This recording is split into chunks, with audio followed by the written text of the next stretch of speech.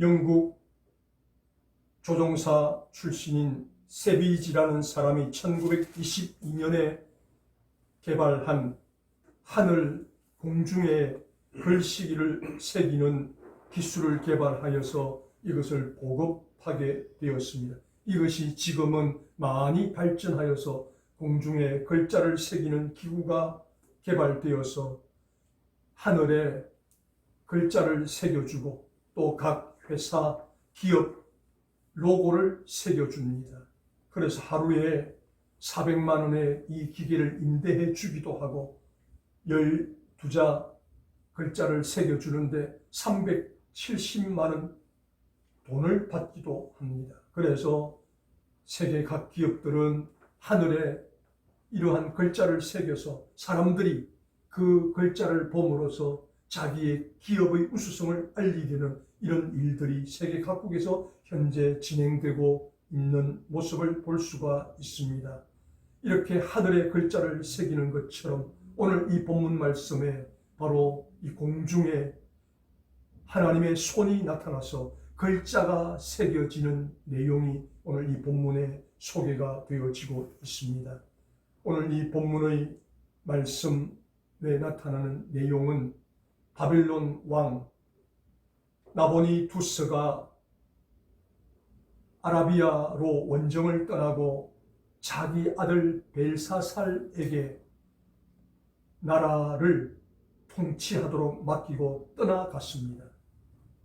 그렇게 아버지가 아라비아 원정을 떠나고 자기에게 이 나라를 맡겼으면 아버지가 돌아올 때까지 내가 이 나라를 잘 통치하고 다스려야 되겠다 마음을 먹고 그렇게 바른 통치와 정치를 해야 함에도 불구하고 이 벨사살은 그렇게 하지를 못했습니다. 오늘 본문에 나오는 것처럼 계속해서 잔치를 베풀었습니다.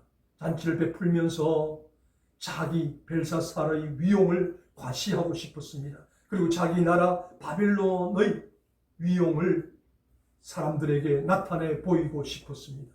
그래서 잔치를 베푸는데 그냥 보통 잔치가 아니라 귀족들 1000명을 초대하여서 잔치를 베푸는 엄청난 큰 연회를 베풀었습니다. 그렇게 1000명의 귀족들을 모아놓고 자기 벨사살의 위용을 과시하고 바벨론 제국의 위용을 과시하며 그렇게 연회를 계속 즐기다가 그렇게 한창 흥이 오르는 무렵에 이 벨사살이 이제 술에 취해서 이성을 잃어버리는 그런 짓을 하게 됩니다. 어떤 일을 하게 되는가 하면 신하들에게 명령을 내립니다. 여봐라, 저 창고에 가서 우리 외할아버지 느부갓네살 왕이 이스라엘 나라에서 빼앗아 온 그 금, 은, 기명들을 가지고 와라. 하나님 앞에 제사할 때, 예배 드릴 때 사용되는 그 그릇들을 가지고 오라는 것입니다. 그래서 창고에 넣어두었던 그 기명들, 그릇들을 가지고 옵니다. 그것을 전부 귀족들에게 나누어 주라. 그래서 1000명이 되는 그 귀족들이 그 기명, 금으로 만든 잔, 은으로 만든 잔, 동으로 만든 잔, 이 잔들을 전부 하나씩 손에 다 받아 들고 그리고 자 따르라, 부어라. 그래서 술을 가득가득 따르고 그리고 마시고 취하게 됩니다. 그리고 노래도 부르고 가무도 오가고 이렇게 한창 연회가 절정에 올랐는데 갑자기 허공에 손가락이 나타납니다. 손가락이 나타나더니 맞은편 벽에다가 글씨를 쓰게 됩니다.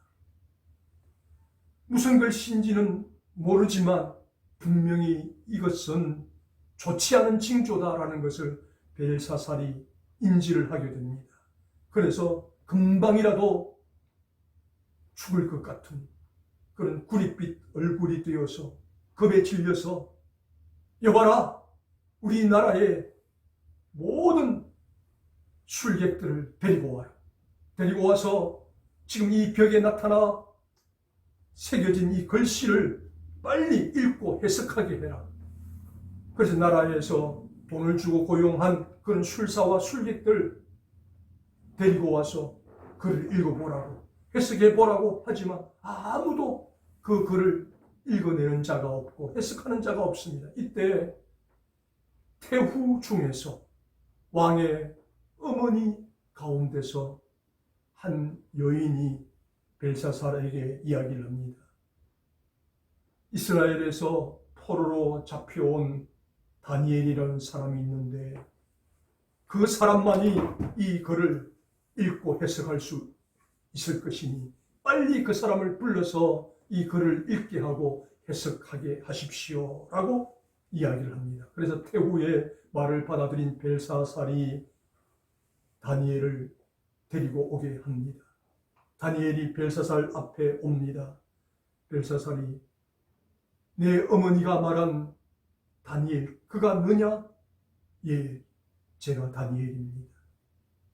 다니엘, 너가 이 글을 읽고 해석하기만 하면 내가 약속한 대로 큰 상급을 내리고 이 나라의 세 번째 치리자, 통치자로 삼을 것이다 라고 그렇게 이야기를 합니다. 그러자 다니엘이 왕이시여, 상급도 필요 없습니다.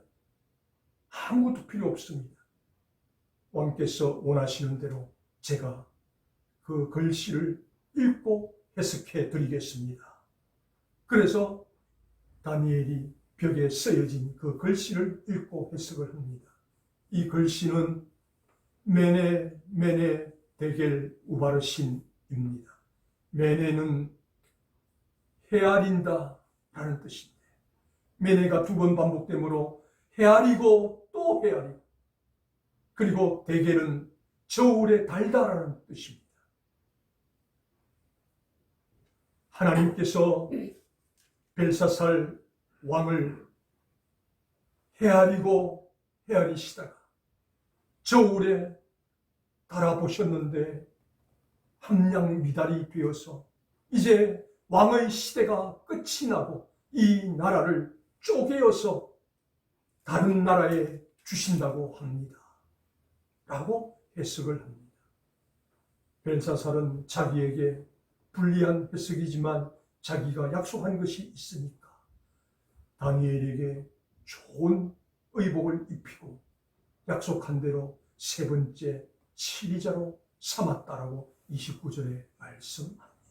그리고 바로 그 밤에 나라가 쪼개어진다라는 예언의 말씀처럼 메대와 바사 연합군이 침공하여서 이 벨사살 왕이 암살을 당하고 죽임을 당하고 바벨론 나라는 끝이 나고 고레서 왕이 다시 이 바벨론을 통치하게 되고 이스라엘의 자유를 가져다 주는 그런 놀라운 일이 일어나게 되는 역사적인 문헌이 오늘 이 본문의 말씀입니다.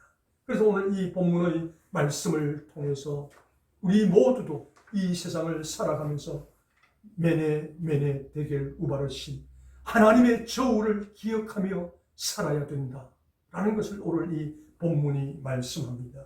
그러면 다니엘이 해석했던 이 본문의 말씀을 우리가 다시 한번 점검해 보기를 원합니다. 첫 번째로 메네라는 단어입니다. 메네는 세워지다. 하나님께서 헤아리시고 또 헤아리신다는 것입니다. 무엇을? 하나님께서 저와 여러분 각 개인의 연수를 기억하시고 그 연수를 매일같이 계산하신다는 것입니다.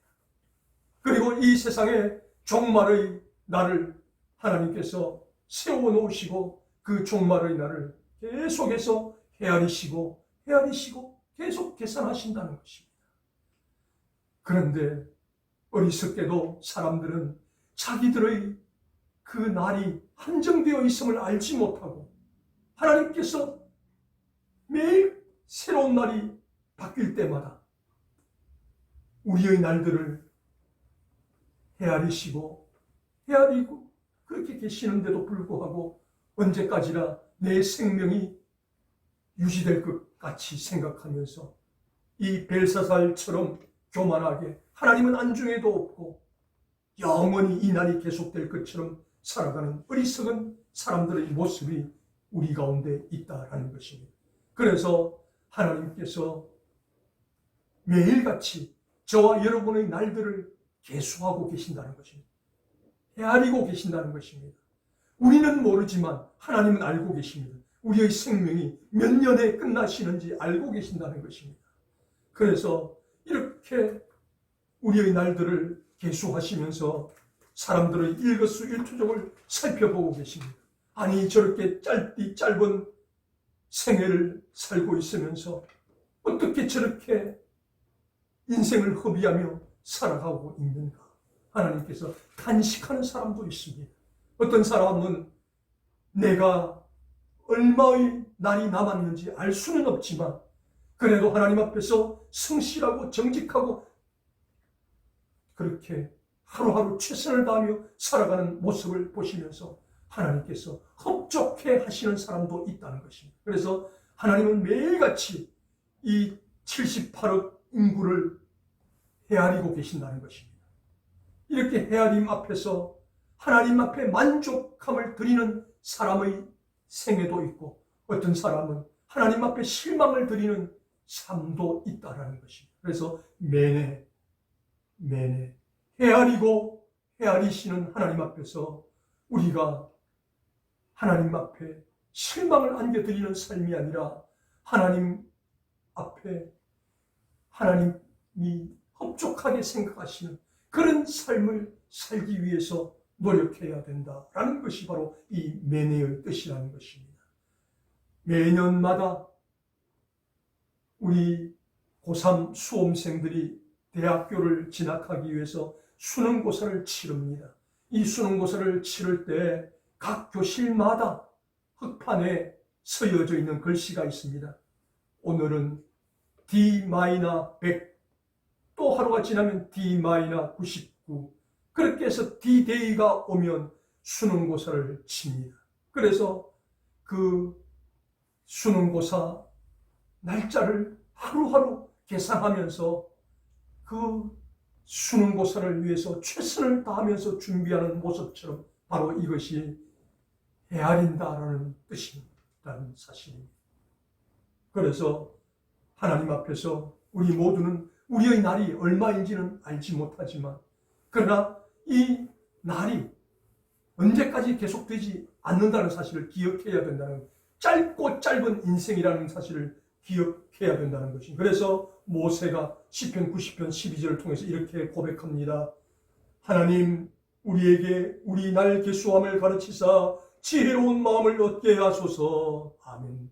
무슨 말입니까? 하나님, 우리 날이 얼마나 짧고 짧은지 잘 알게 하셔서 지혜로운 마음을 얻게 하여 주십시오. 이 짧고 짧은 인생을 살면서 영원하신 하나님을 의지하고 그 하나님 뜻대로 사는 지혜를 허락하여 주십시오 라고 모세가 기도하고 있다라는 사실, 이것이 바로 매내를 두고 있는, 만나고 있는 사람들의 삶의 모습이 이러해야 된다는 것입니다. 하나님은 저와 여러분의 개인 인생을 매일같이 계수하시는 하나님이십니다. 그리고 이 세상의 종말의 날을 매일같이 계산하시는 하나님이십니다. 그래서 반드시 이 세상의 종말은 옵니다. 그리고 저와 여러분 개인의 종말도 반드시 옵니다. 그래서 이 유한하고 짧은 인생을 허비하지 않고 하나님 보시기에 흡족할 만한 그런 삶을 살아드리는 저와 여러분의 복된 생애가 될 수 있기를 주님의 이름으로 축복합니다. 아멘. 두 번째로 다니엘이 해석한 이 글씨의 두 번째 해석, 대개를 우리가 기억을 해야 합니다. 매내는 하나님께서는 헤아리고 또 헤아리시는 하나님, 그 다음 헤아리고 헤아리시다가 이제 두 번째로 어떻게 하시는가? 하나님의 저울에 달아보신다는 것입니다. 하나님의 저울에 저와 여러분 개인을 달아보십니다. 하나님의 저울에 이 나라 이 민족을 달아보십니다.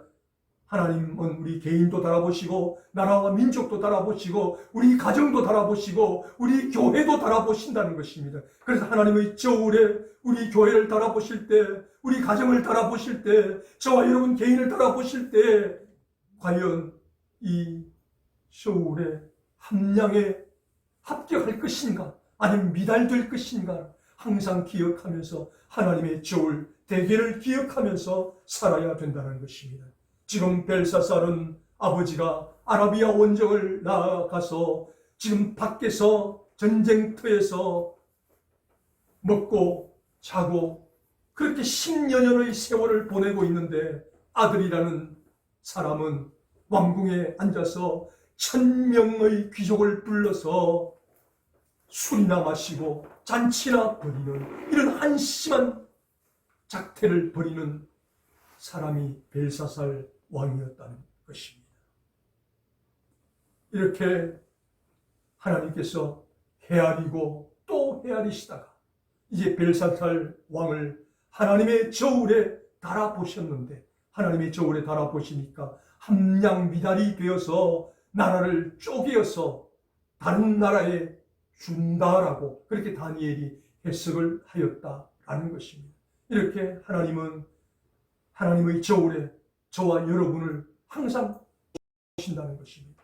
오늘도 달아보시고 내일도 달아보신다는 것입니다. 그래서 이 하나님의 저울에 달았을 때 함량이 합격이 되어야 되는데 함량 미달이 되면 나라를 쪼개는 것처럼 하나님은 우리의 삶을 축복하실 수가 없다라는 것이 바로 대계의 뜻이라는 사실을 우리가 기억을 해야 합니다. 누가복음 12장 말씀에 보면 예수님께서 어리석은 한 부자의 농부의 비유를 설명하고 계십니다. 한 부자가 농사를 지어서 큰 수확을 얻게 됩니다.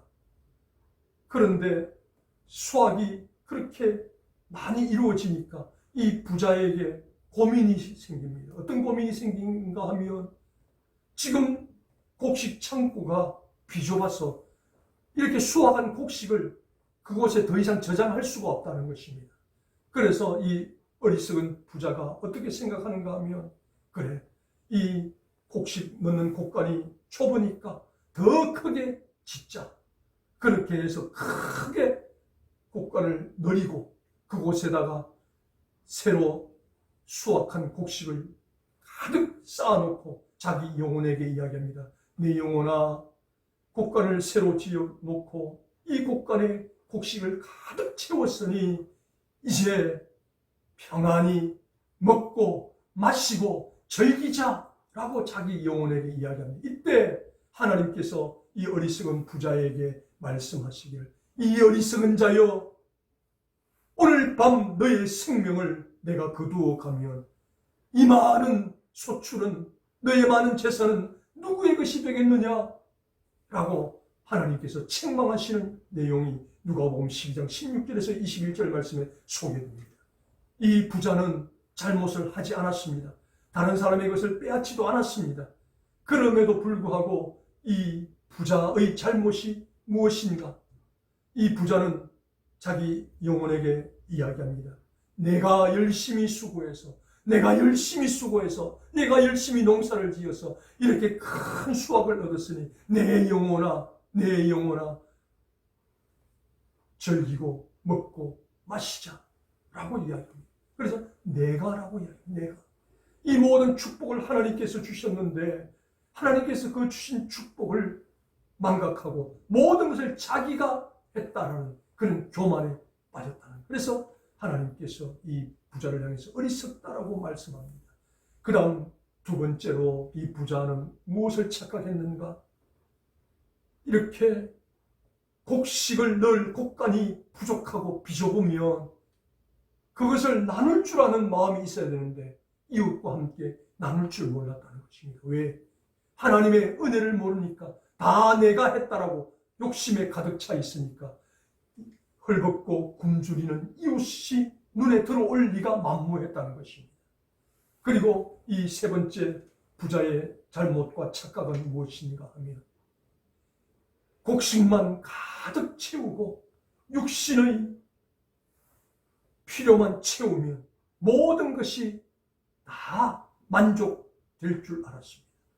그러나 예수님께서 사람이 떡으로만 살 것이 아니라 하나님의 입에서 나오는 모든 말씀으로 살 것이니라, 광야에서 사단에게 시험을 받으실 때 이 돌들로 떡을 만들어 먹으라고 사단이 시험할 때 예수님께서 하셨던 말씀이, 사람은 떡으로만 사는 것이 아니라 하나님의 입에서 나오는 말씀으로 산다는 것입니다. 그래서 우리 사람은 영혼의 축복이 있어야지 육신의 축복만 가지고 살 수 없다는 것입니다.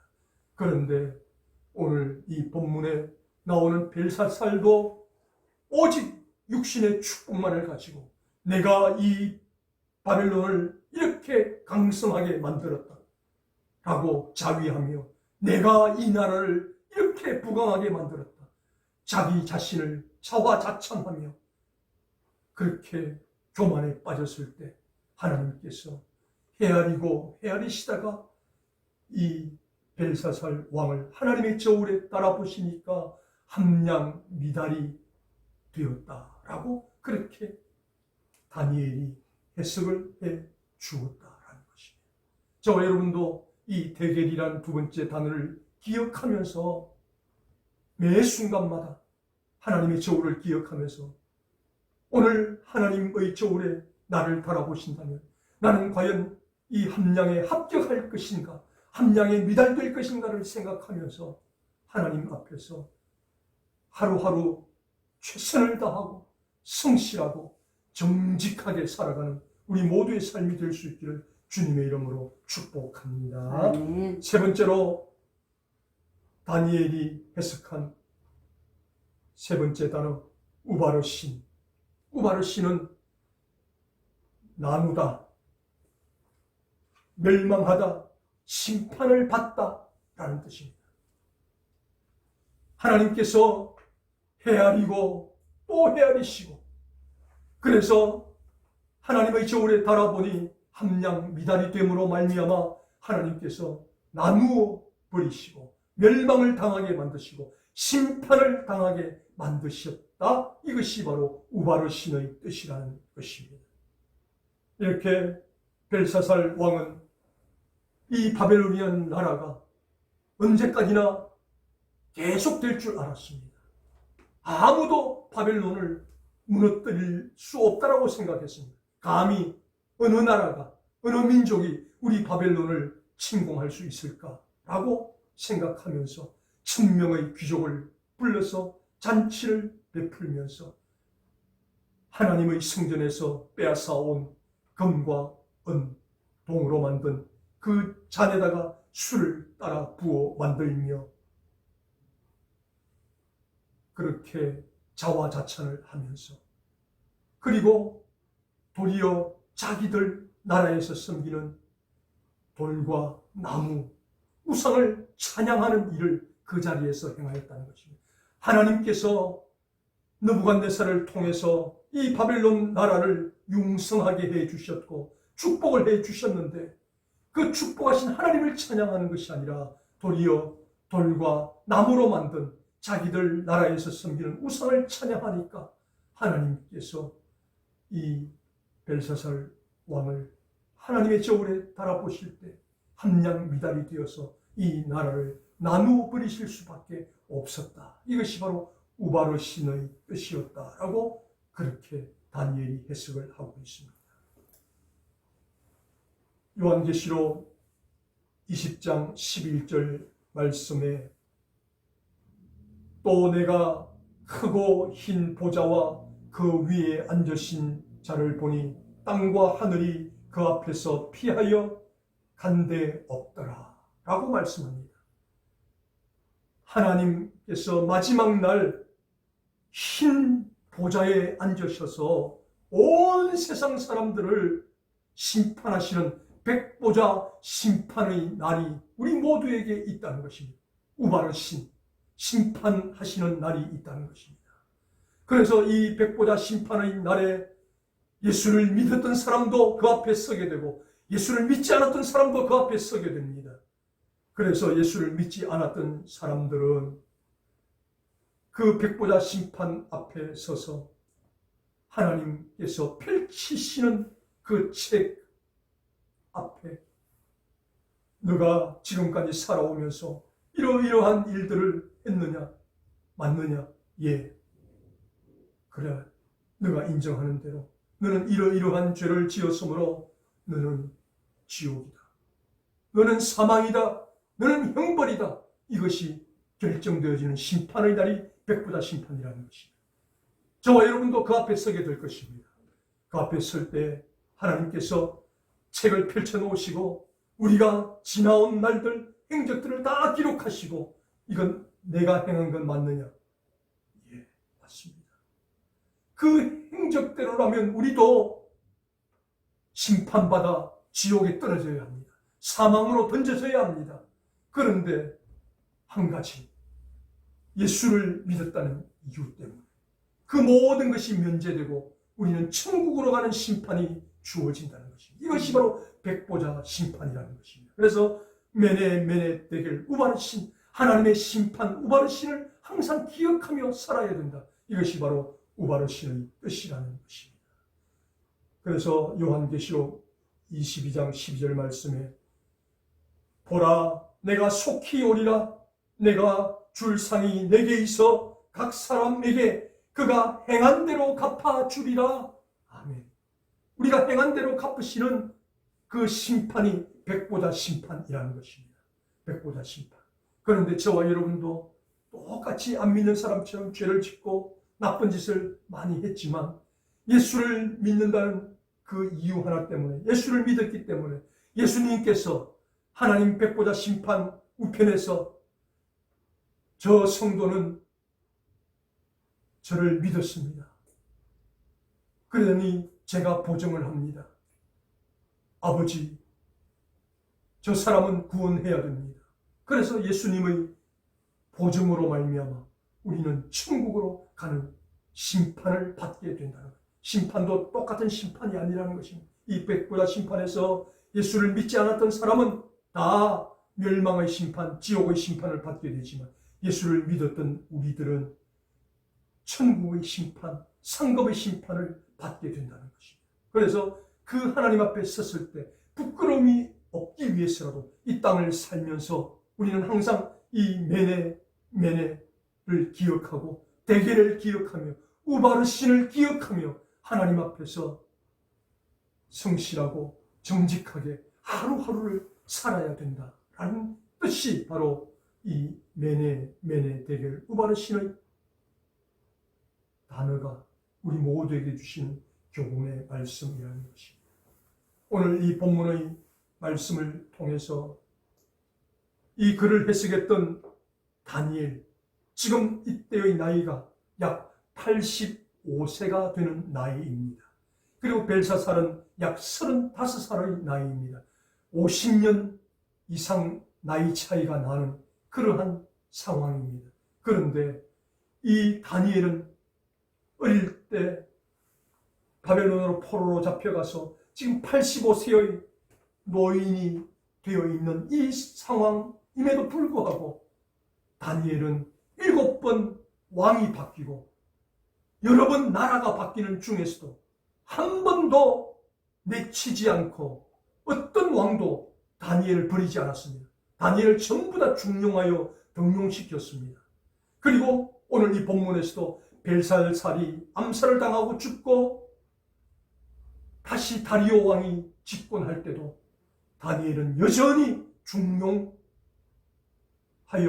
쓰임을 받았습니다. 어떻게? 다니엘은 하나님 앞에서 자기가 해석했던 이 글씨처럼 메네 하나님께서 헤아리신다는 사실을 항상 기억하며 살았습니다. 그리고 하나님의 저울에 달려진다는 사실을 대개를 기억하며 살았습니다. 그리고 마지막 때 하나님 앞에 섰을 때 우바르신의 심판이 있다는 것을 기억하며 살았습니다. 그렇게 살았을 때 7명의 왕이 바뀌고 여러 번의 나라가 바뀌는 중에서도 다니엘은 85세의 할아버지가 되는 중에서도 나라의 세 번째 치리자가 되어서 끝까지 하나님 앞에 쓰임받는 그런 결과를 맞을 수가 있었다라는 사실입니다. 그래서 오늘 이 본문 말씀을 통해서 메네 데겔 우바르시는 그냥 바벨론의 한 역사에 묻혀서 흘러가는 사장된 단어가 아니라 오늘 우리 삶을 통해서 계속 우리가 기억해야 할 단어라는 사실을 꼭 기억하시기를 바랍니다. 메네. 하나님은 우리가 하루 자고 나면 우리 인생을 헤아리고 계십니다. 이 세상 지구의 종말을 헤아리고 계십니다. 헤아리고 계시는 하나님, 헤아리시면서 어떤 사람은 자기 날이 그렇게 짧은 줄도 모르고 아무렇게나 살아가는 사람을 하나님께서 보고 계시고, 또 어떤 사람은 그렇게 짧은 생애지만 자기 날이 얼마인지는 모르지만 그렇게 성실하고 정직하게 살아가는 모습을 바라보시며 흡족해하는 사람이 있습니다. 그리고 그렇게 살아가는 모든 사람을 하나님께서 다 한 사람 한 사람 하나님의 저울에 달아보십니다. 우리 개인도 달아보십니다. 우리 교회도 달아보십니다. 우리 가정도 달아보신다는 것입니다. 이것이 바로 대결입니다. 그리고 우바르신 그렇게 달아보시다가 마지막 우바르신의 심판대 앞에 우리 모두 서게 된다는 사실을 기억하며 항상 우리는 우리 스스로 한 것은 아무것도 없다는 겸손한 마음으로 모든 것은 하나님의 은혜라고 고백하며 하나님께서 하셨습니다라고 고백하면서 메네 데겔 우바르신 하나님은 헤아리시는 하나님, 하나님은 저울에 달아보시는 하나님, 하나님은 우리 모두를 심판하시는 하나님, 이 하나님을 기억하며 하나님 앞에서 부끄러움 없이 정직하고 성실하게 하루하루를 살아가는 우리 모두가 될 수 있기를 주님의 이름으로 축복합니다.